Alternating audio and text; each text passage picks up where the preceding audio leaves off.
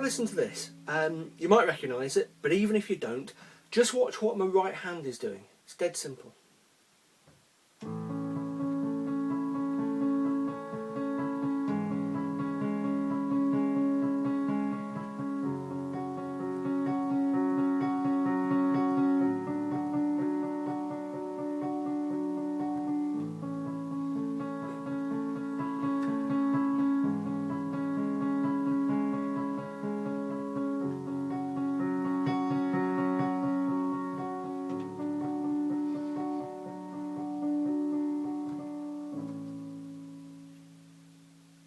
Okay, so you might recognise that as part of the accompaniment to a song called Someone Like You by Adele, which, as I speak, is enjoying about its 7th or 8th week, I think, at the top of the UK charts. I'm going to talk about Someone Like You a couple of times in this video, so if you don't know the song, if you're in the UK it's been hard to avoid it, but if you're elsewhere and you don't know the song, go and have a listen to it. The best video, the best version of her doing it is on YouTube. Is one in the one she shot in the Radio 1 Live Lounge just before Christmas. It's actually better than the official version. She's more confident. She really nails it, and it's just her with her pianist, Miles Robertson, and you can see there are lots of very good close-up shots of what Miles is doing on the piano. So, worth having a look. I'll include a link here, but I'll stick one at the end of the video as well in case you want to watch the whole thing first. Okay, so what I was doing there is what Miles Robertson does when he's accompanying Adele, and it's a very simple arpeggio. Okay, now arpeggio sounds like a kind of pizza topping, but in fact it's a very simple, very useful, very powerful tool if you are interested in playing kind of pop or ballad piano. It's sometimes called a broken chord, and you can see why. That's a chord of A major, and what I'm doing is breaking it up into its individual notes and playing them in a pattern. And as it happens, I'm using the pedal, sustain pedal, to stick them together a little bit. Okay, but that's all it is. Now, arpeggios, broken chords, can take a number of forms. They can be quite simple like that, or they can be used for really flashy runs.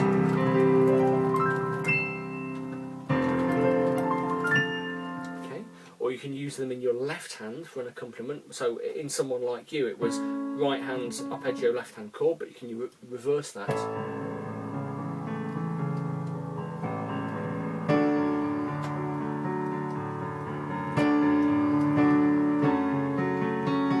Or, yeah, as you can see me getting onto there.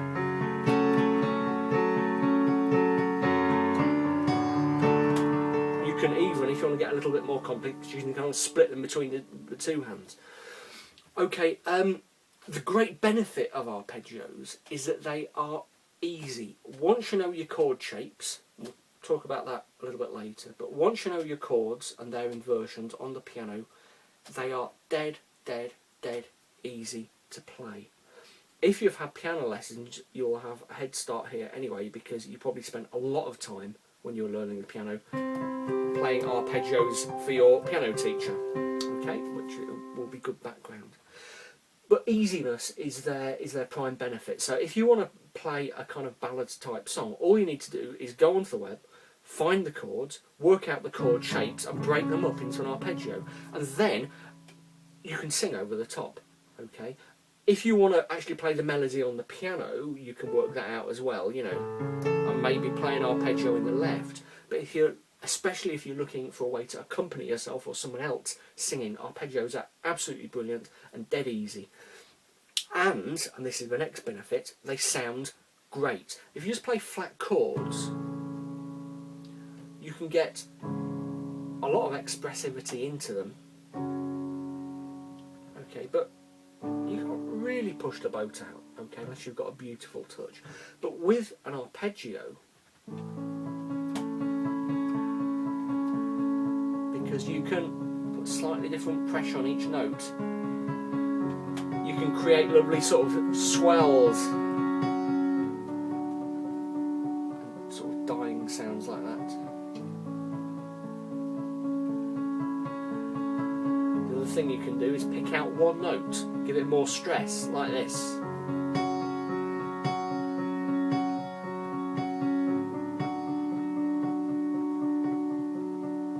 Okay, so it's really expressive. If you're singing a very sort of emotional or spiritual or moving song, like Someone Like You, you can really use arpeggios to give it an incredible sound without making an enormous amount of effort. Next benefit, they are easy to transpose.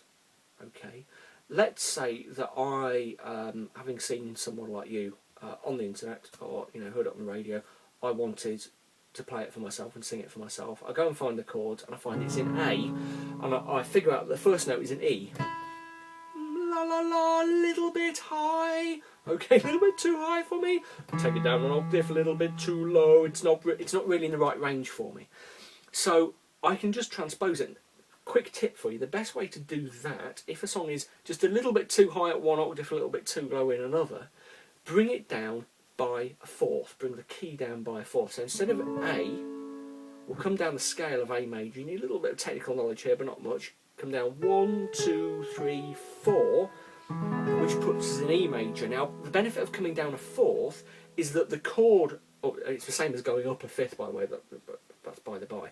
The benefit of coming down a fourth is that the chord shapes will be very, very similar to the original. So transposing isn't the enormous sweat it might be if you were going from A to like D flat or something.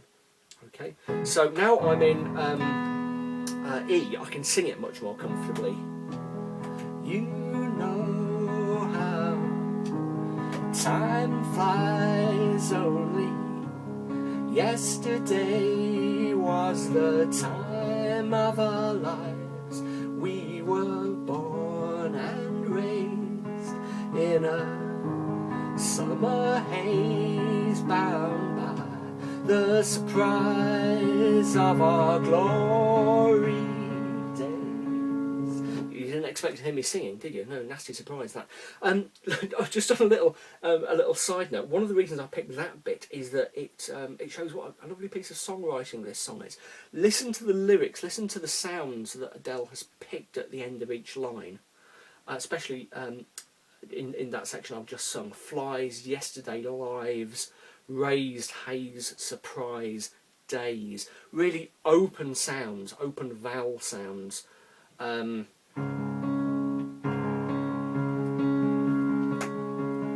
Glory days, and those kind of lovely open vowel sounds really build the flow and the sort of emotion of the song, and backed up by the arpeggio, they make it beautiful. Okay, so a little songwriting tip there: if you're after a really lovely, clear, expressive sound like this, go for those open vowel sounds. If she'd ended her lines with words like rough or king or singing, hard vowel sounds, wouldn't have worked half as well, but the soft open vowel sounds and the lovely arpeggio really go to make the song there.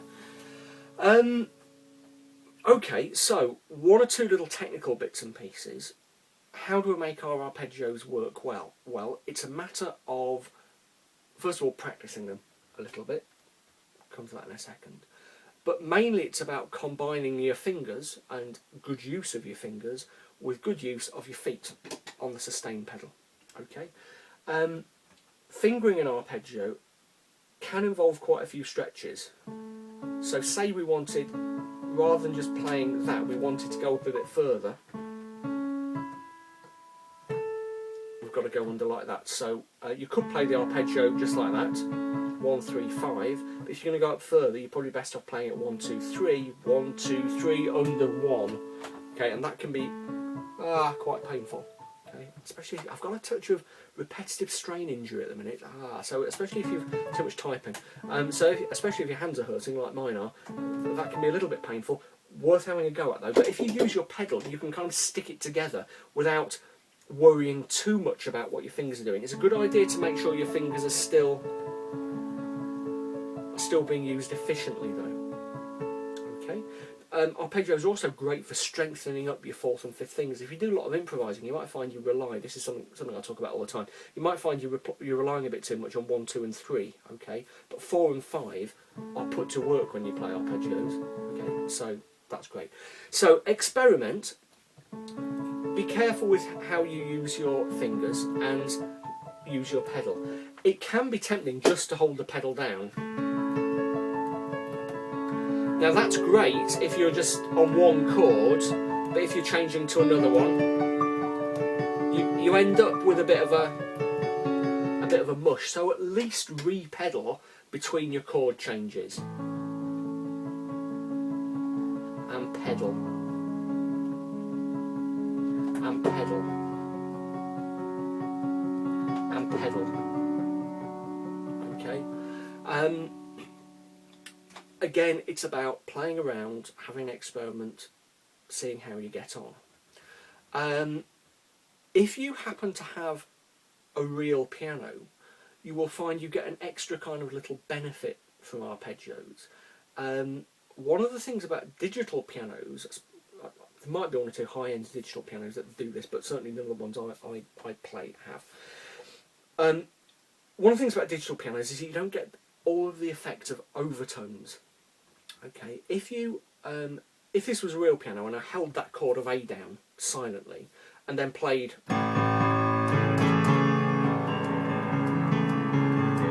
something like that down there and then lifted the pedal off, you would hear these notes ringing on. Okay, because on a real piano it hammers off the strings, and the overtones of these notes, that the higher notes that are part of the note, look at overtones on Wikipedia if you want a full explanation, it's too complicated to go in here, but the overtones of those notes make the open strings ring on.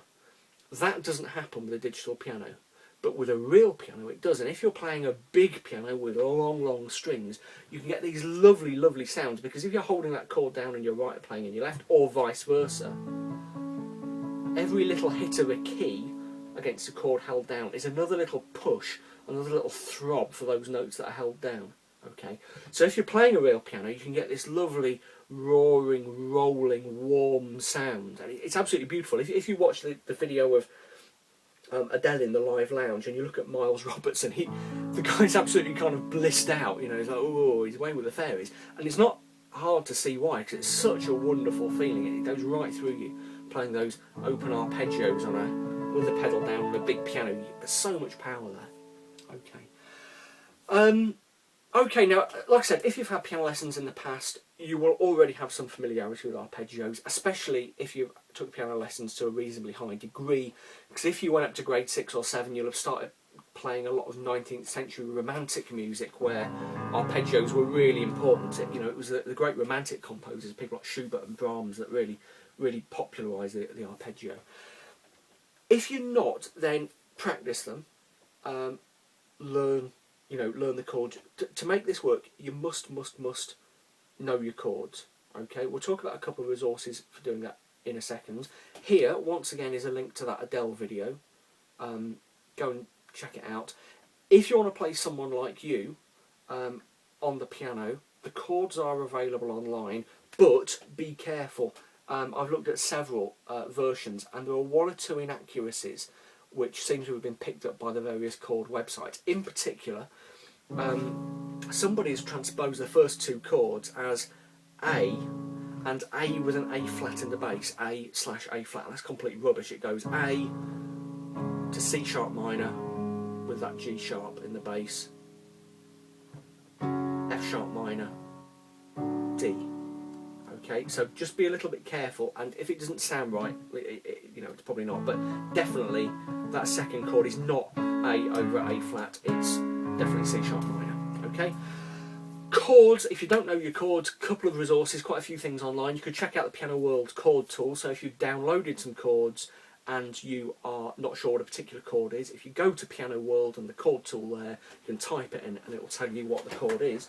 Alternatively, you could check out my book. Ooh, bit of a sales opportunity here, because in the back of my book there's a full set of chord charts. I'll include a link to the page. It's $14.95 in print, or if you want to get it instantly right now, $9.95 for the PDF version, which you can download.